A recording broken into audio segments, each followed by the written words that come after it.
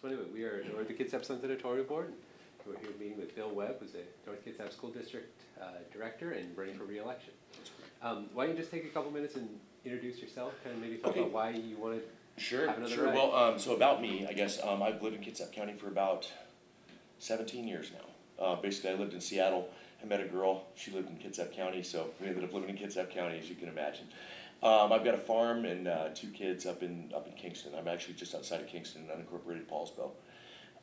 I've been in the engineering business now for about 25 years, and I own a small publishing company that I run out of the county. So in the engineering business, I was on the board of directors at a firm that you guys know the name of. I think it's a local firm, Parametrics. I was on their board of directors for a while.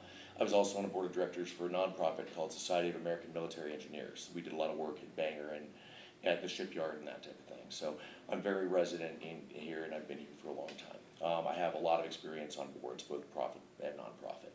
And then 4 years ago, my kids were, obviously enrolled in the North Kitsap School District, and they had some special needs on the, I guess they're on the high end. They're pretty smart kids, and I felt obligated to kind of get involved with the school board about 7 years ago, I guess. And I started going to meetings, and Ed Strickland was one of my high school teachers, and he was my predecessor in my district.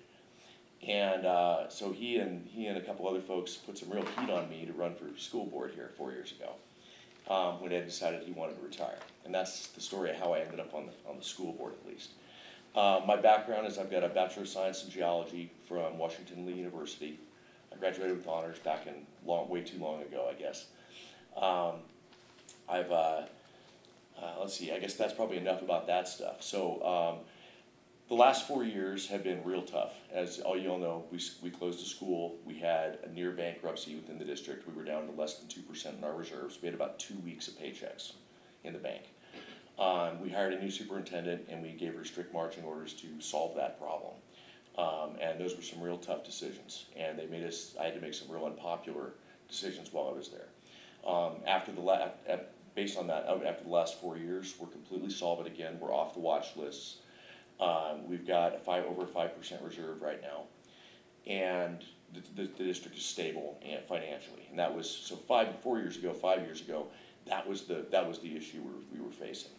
Now the good news is, meanwhile, during that entire process, we've managed to eliminate fees for kindergarten, eliminate fees for sports and activities, and the school academics across the board are up in every school compared to what they were 4 years ago. So we're doing something right.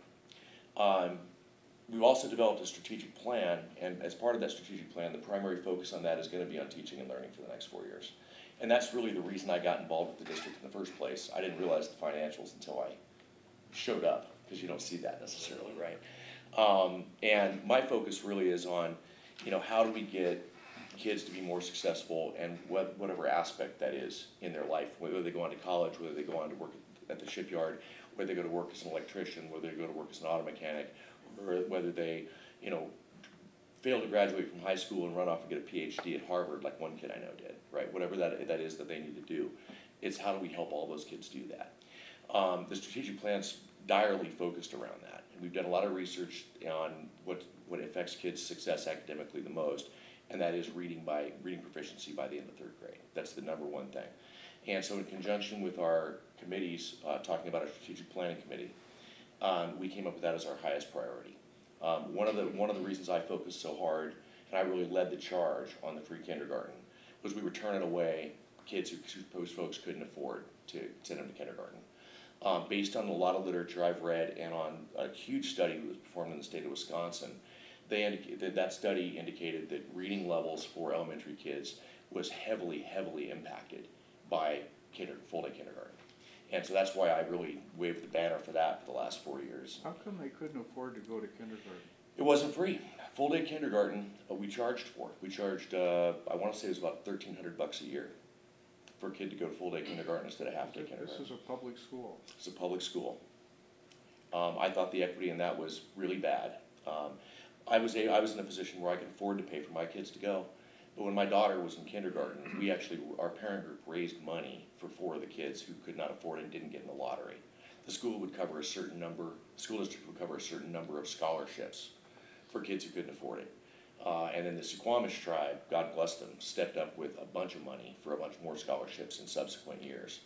Mostly because one of the gals on the tribal board was in our program, where our kids had to go to full-day kindergarten in the options program. So it was a K through 8 program.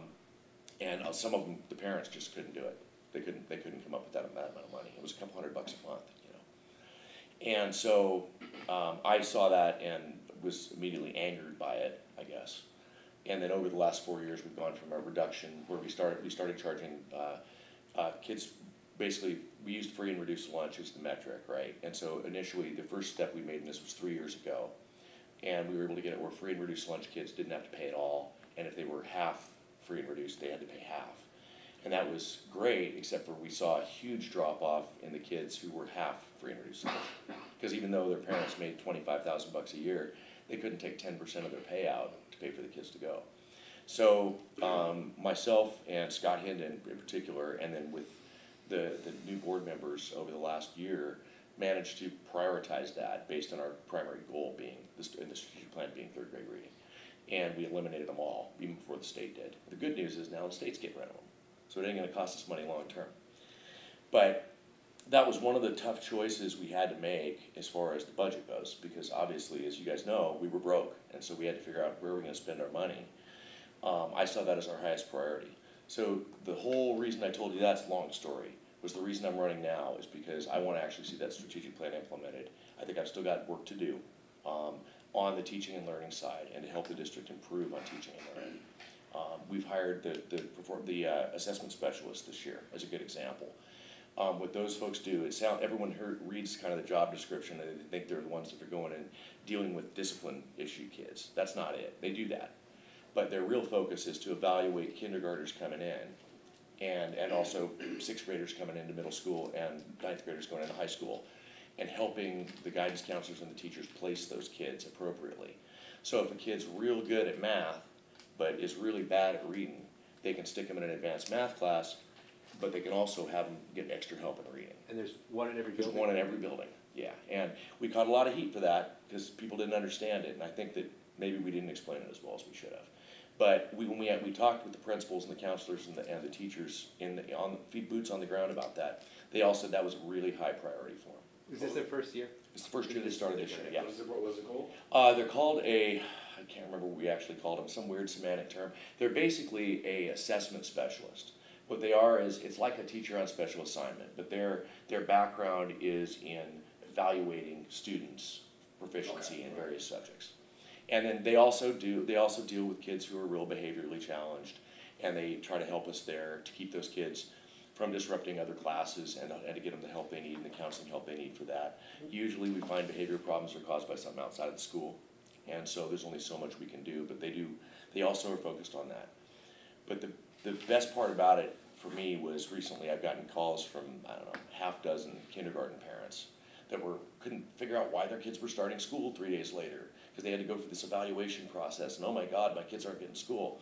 And I've not gotten one negative call about this after the process, because their kids really got assessed. Their parents were involved in that process. They got to understand, okay, little Susie is going to need extra help in reading, and so we're going to make that happen for her. But my gosh, she's wonderful. She already understands biology, so we're going to make sure that she gets it. She's, helping do something bigger than that. So these kids are not paying tuition anymore? They are not paying tuition anymore at all. No, none. How have the teachers responded to that assessment person being I haven't actually gotten any feedback from teachers on it Still yet. kind of new. Yeah, it's brand new. I mean, it Were started they a in month ago. general a support of the idea? They were in general support of the idea. Yeah, they were. And go ahead. So they won't take them, they won't move them or skip them a class, they'll just get help, They'll get extra help. extra help. So Yeah. they'll come out of the class maybe for a day of work with that specialist on. That's correct. So for example, little Susie, and I'm using little Susie as a thing, my son would be a good example. My son could do long division by the time he was in kindergarten. My mom was a math PhD. Our family has a real affinity for it.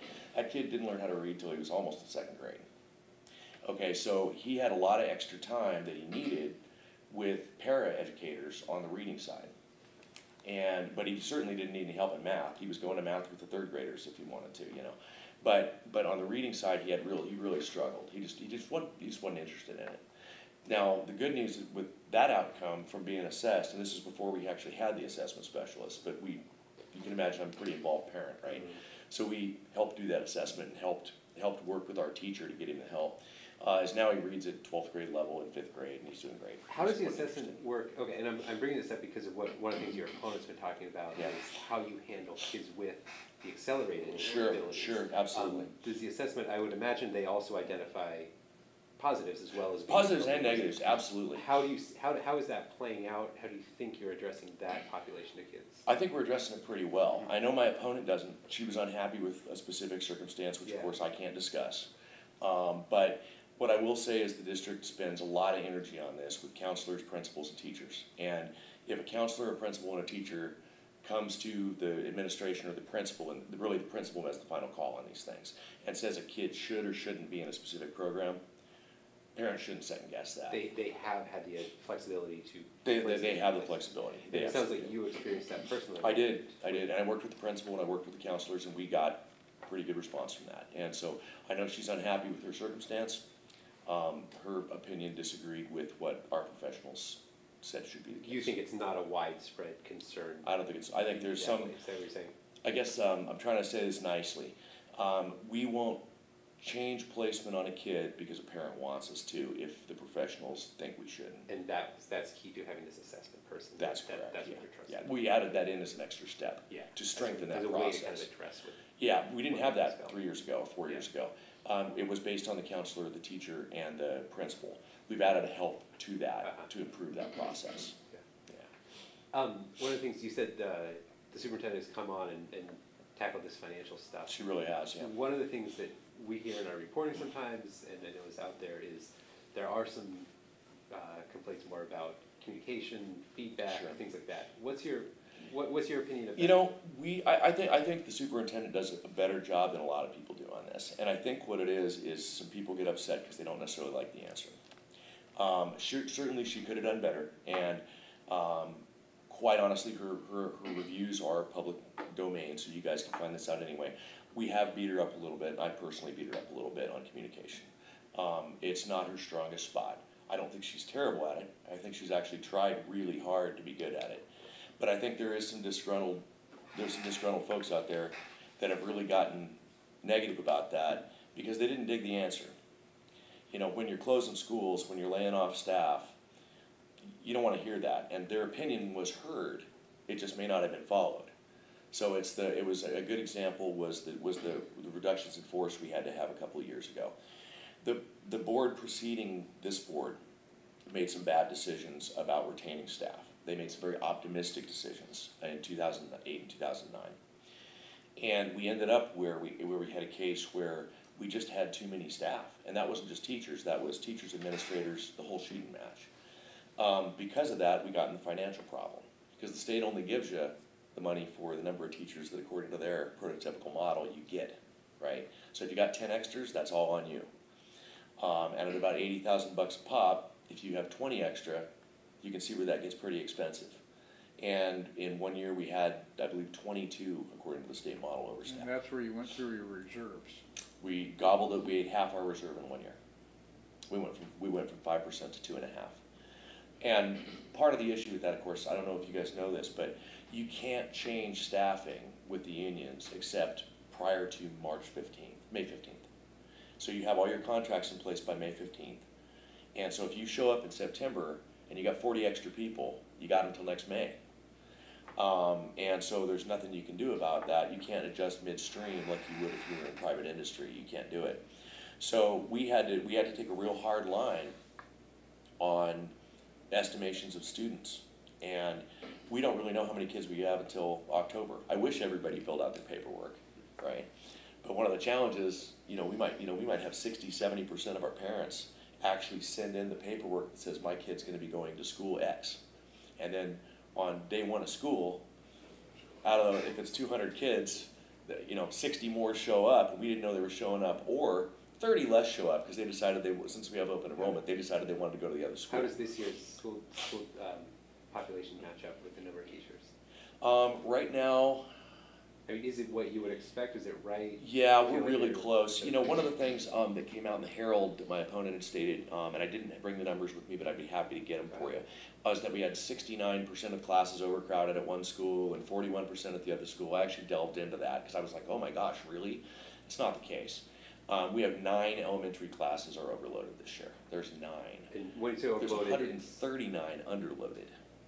oh, okay. So we're doing just fine on quantity of teachers. And of the 9 that are overloaded, 4 of those are intentionally overloaded because they're bilingual classes. What's overloaded and underloaded? Depending on the grade. So for example, with kindergarten, you're told you're supposed to have 20 kids to 1 teacher. In 1st, 2nd, and 3rd grade, I want to say it's 22 or 23. It changes every year. By the time you're in high school, you can have 30, right, as an example. So if you have 30 kids in a science class in high school, you're not overloaded. If you've got 31, you're overloaded. If you've got 29, you're under. In kindergarten, 20, 19, 21.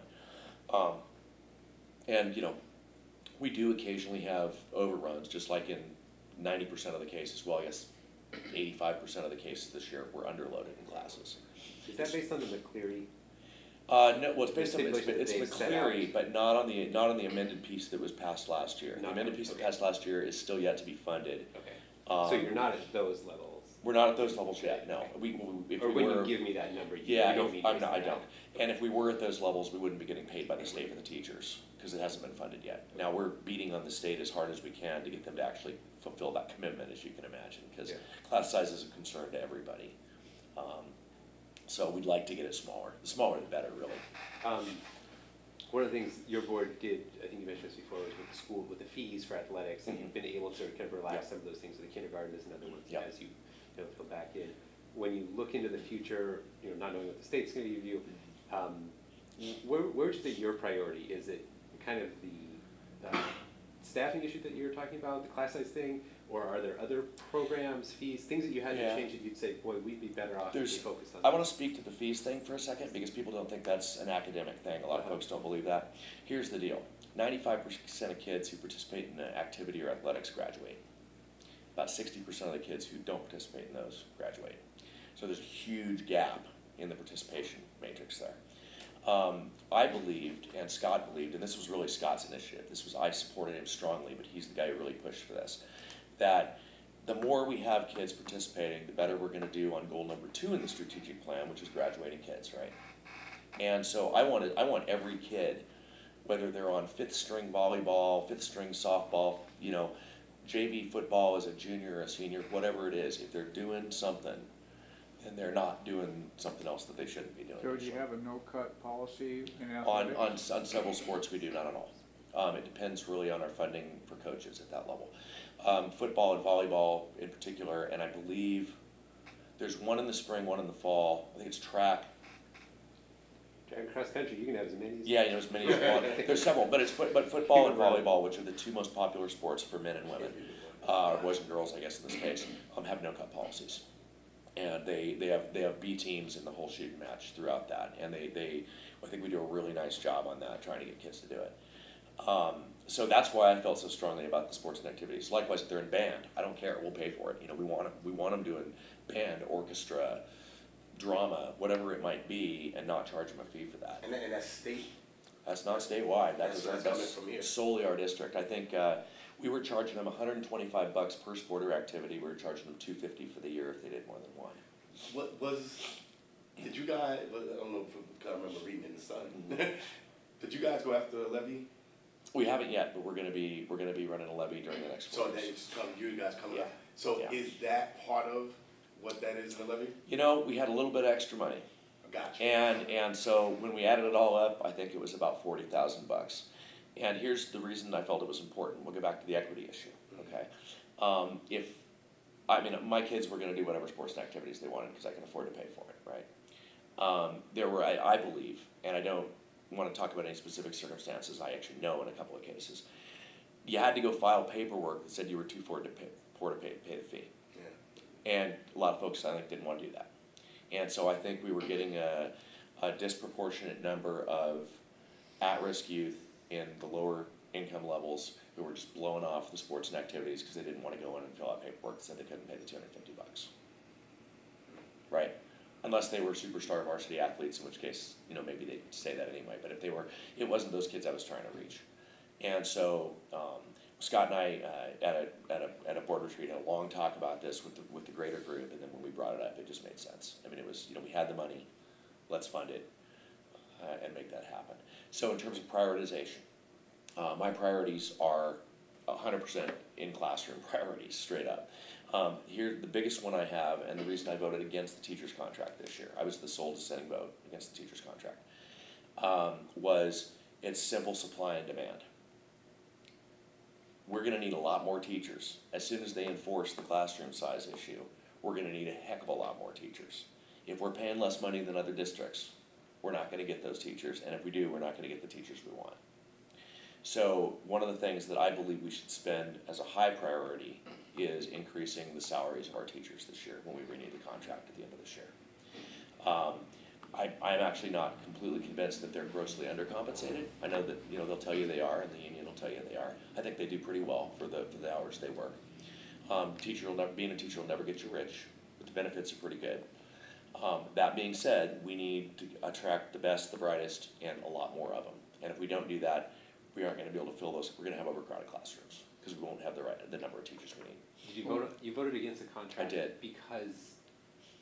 Because of the length, you wanted to have a short period? No, I voted against the contract because we only gave them a 1.8% raise, and other districts in the area are giving them a larger raise than that. You would have rather it be more in line with that. Yeah, there was some bad language in the contract that I'm not actually sure was completely legal, to be perfectly honest, about deciding where they were going to spend money, because the board has to agree to spend the money. This allowed the teacher leadership teams to assign money that they were spending.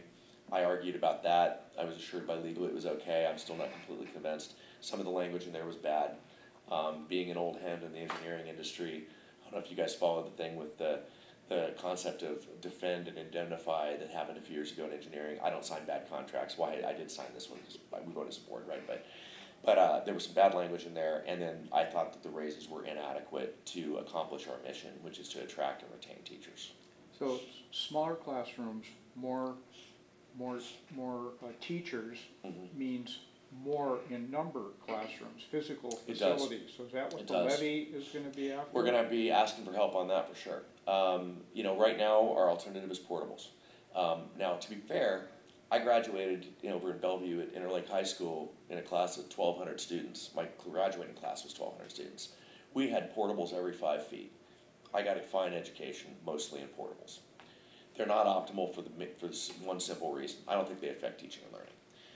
They cost us way more money in the long run. They break down, they leak, they rot, they go bad. So a short-term fix might have to be portables, depending on what happens with the levy. The biggest issue we have on demographic placement, I guess, which is what I'm talking about with overcrowding, undercrowding. Right now, we're a little bit undercrowded. We could fit more into the buildings, most of them, with a couple exceptions. Paulsbo has grown far faster than everything else within our district. Mayor Erickson's doing a great job of attracting people to build houses in there. She's doing a fantastic job. The problem is that hits 2 elementary schools and 1 middle school. High school, we're fine. We got lots of capacity at high school. Paulsbo Middle School is overcrowded comparatively to Kingston Middle School, just because of where kids live. Finland and Paulsbo Elementary School, we get much more growth, we got problems. Is your high school 4-year? Yeah, it is 4-year. 9 through 12, yeah, it is. So how do we solve that issue? Well, there's a couple. One is we're going to be looking at redistricting this year and how we do that. And so the idea there would be to pair off the kids at the borders, the perimeters, and put them to a different school, because they're probably being bused anyway. One thing I don't like personally doing is busing kids. If I don't have to bus them, I don't want to bus them. And it's not the cost. I mean, we've got that figured into the budget. The state pays for a chunk of it. We can afford it. It's just that studies show kids who get bused do worse. And they don't ask me why that's the case, but I've read several studies that tells me that. I'll believe them. So the less kids we bus, the better from all aspects. We're going to have to bus some kids. Everyone has gone back to the Breidenblick decision. That doesn't solve our issue at all. And by the way, that's one of my 3rd priorities I do want to talk about, so make sure I come back to that. But The problem is Paulsbo's growing real fast. Just so Kingston's not clarify, growing real fast. you were saying people want to reopen Bradley? People have talked about that. They Oh, that think would that's solve a it. solution. That would solve the Okay. classroom problem, and that it doesn't. It doesn't solve it. It absolutely doesn't solve it. Not in the current configuration. There's just not enough kids out by Hood Canal that it would solve the problem. It would still be our smallest, lowest populated school. And so school that closed? Yeah, it's the school that closed. The issue is too many kids within the city limits of Paulsbo, and how do we resolve that issue? That's the issue we have to solve. I honestly, I don't have a great answer for you guys on that right now. The best answer I can come up with, pending what we do in a levy, is we buy a bunch of portables and we stick them in portables, or we bust some of them, and those are really gonna be our two options in the short term. Now, where I wanna go on my third priority, and this is something, I don't know if anybody followed the minutes from the retreat we had last time, and that, again, Mr. Hendon and I both really been pushing for. Not all kids are going to college, right? Are we really, our school system is designed to prep kids to go to college. I think we need to look at something different. One of the opportunities that we're gonna be exploring, assuming that I stay there and everybody agrees with me, is we're gonna be looking at what do we do with Breidablik? Do we turn it into a magnet school? Do we turn it into a tech school? Do we turn it into an art school? Do we turn it into a science and technology learning school? That to me does two things for us. One is it creates a magnet attraction for kids we might be losing to Bainbridge Island or Central or whatever that might be. Number two is hopefully it attracts enough kids that it solves some of our crowding problems at some of the other schools. But we want to do something different there, partly because different kids do have different needs. You know, Scott and I, the other night at the board meeting, had an extensive discussion during the discussion about the retreat, about, you know, we need to teach kids to be ready to go down here if they want to work at the shipyard. We need to teach kids to be welders. We need to teach kids to be electricians. Sure, we got a whole bunch of them. We want to send them to, you know, Harvard and Stanford and Yale too. Not all of them are gonna be on that path. What do they do for that CTE right now? CTE is pretty good. The question I had, and we are starting to address this. It's like I said, it's kind of part of the reason I want to be on the board again is because it's starting to get fun. We're getting to do the stuff that matters to the kids, right? Rather than just keep the lights on. Part of it is a lot of stuff is classified as a CTE class right now. Some of it probably should be, some of it probably shouldn't be. Our program's been really successful in some areas. The nursing prep school, for example, with sports medicine, we've won all kinds of national awards. It's just been wow. I mean, And that's in both high schools? no, we're only doing it in That's one. just But what it is the kids who want the program from, I think it's I can't remember which one that one's resident in. I think it's resident north. So the kids from Kingston go over there. Same thing with the cooking school over at North. Actually, I think the sports medicine's at Kingston, the cooking's at North, I think. Yeah, I lose track because there's about 80 programs, so you know I can't keep track of all of them. But we've had great success in these things. Likewise, the cooking school is teaching kids how to be, you know, chefs, waitresses, waiters, everything else. They're going to need jobs. If they're not going to go to college, or heck, even if they are going to go to college, they're going to need a job in college, right? We wanted to prep them so that they can take that next step. And so CTE's been doing great. I think there's some stuff in CTE that maybe isn't quite CTE. And if we're going to look at how we expend our CTE dollars and our CTE classes, we might want to look at some more technical trades. Building robots is great for the kid who's going to go to Harvard. Yeah. What is there a home for trade programs at all right now? We have a partnership. We have a partnership with West Sound Tech. They come down with Tech. And we have a certain number of kids we can place in that. Okay. And we have spots. And so we pay into that, and we get a certain number of spots. Aaron Lavelle and his guys from here in this district get their spots. I think we need to do that on a grander scale, and because we have your own. Yeah, and we would still participate in West Sound Tech. The program's excellent, it's just excellent. Yeah. But I think we need to do it on a grander scale, and it might not be learning how to weld, learning how to repair a car. If the constituents and the kids want it, it might be an art and music school with a focus on that. It might be a science and technology school. It might be a creative writing school. I don't know what the demand is, and we haven't really vetted that. And that's, you know, hopefully 4 or 5 years from now, this board, hopefully myself included, will have an understanding of that, and we can make the best decision. And it doesn't have to be one thing either. We've got some room there. It could be a couple. Bill, what district are Bangor, excuse me, sir. What district are Bangor and Keyport in? Varies. It's right there on the border.